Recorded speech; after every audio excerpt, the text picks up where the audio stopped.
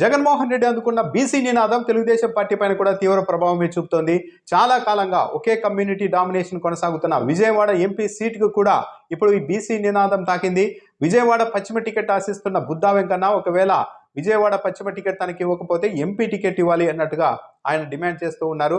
కేశినేని నానికి బుద్దా వెంకన్నకు తొలిముట్టు కూడా పడడం లేదు. విజయవాడ పశ్చిమ నియోజకవర్గం ఎమ్మెల్యే టికెట్ తనకు రాకుండా కేశినేని నాని అడ్డుకుంటే తాను ఎంపీగా పోటీ చేయాలన్న డిమాండ్ను తెరపైకి తేవాలని బుద్దా వెంకన్న భావిస్తూ ఉన్నారు. కొద్ది రోజుల క్రితం కూడా బుద్దా వెంకన్న తీవ్రమైన హాట్ కామెంట్స్ చేశారు.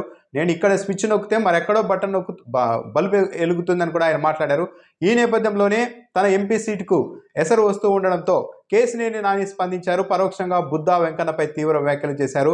బీసీలకు టికెట్ ఇస్తే, నిజాయితీ పరులైన బీసీలకు టికెట్ ఇస్తే వాళ్ళు పేదవాళ్ళైనా సరే కాళ్ళు ముక్కి తానే దగ్గరుండి ఆ బీసీలను గెలిపించుకొని వస్తాను ఎంపీగా.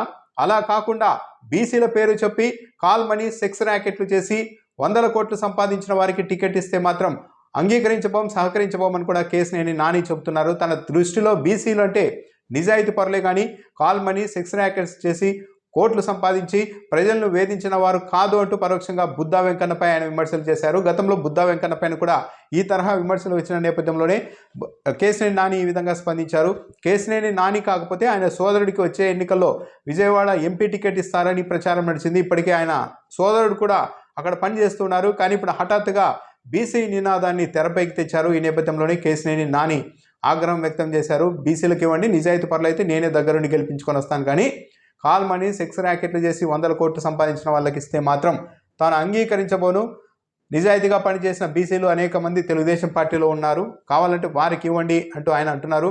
సో ఓవరాల్గా ఎవరికి ఇచ్చినా సరే విజయవాడ పశ్చిమలో కావచ్చు, విజయవాడ ఎంపీ సీట్లో కావచ్చు, పరిధిలో కావచ్చు, తెలుగుదేశం పార్టీలో అయితే గ్రూప్ రాజకీయాలు తీవ్రతరమయ్యే అవకాశాలే కనిపిస్తున్నాయి.